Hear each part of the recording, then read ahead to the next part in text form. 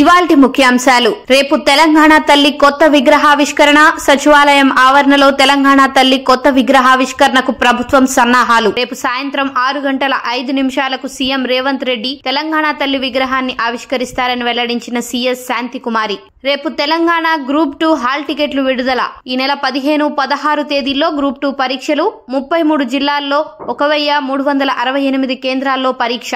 కుటుంబంలో గొడవలపై స్పందించిన మోహన్ బాబు. తమ విషయంలో జరుగుతున్న ప్రచారాన్ని ఖండించిన మోహన్ బాబు అసత్య ప్రచారాలు చేయొద్దంటూ ఆ వార్తలు రాసిన మీడియాకు సూచన. మరోసారి మావోయిస్టులు మెరుపుదాడి. ఛత్తీస్గఢ్ లోని బీజాపూర్ జిల్లా పామేడ్ పోలీస్ స్టేషన్ పరిధిలోని జీడిపల్లి పోలీస్ క్యాంప్ 2 పై మావోయిస్టుల మెరుపుదాడులు. మావోయిస్టులు, పోలీసులు బలగాల మధ్య కొనసాగుతున్న భీకర ఎదురుకాల్పులు. రెండో వన్డేలో ఆస్ట్రేలియా చేతిలో భారత్ ఓటమి.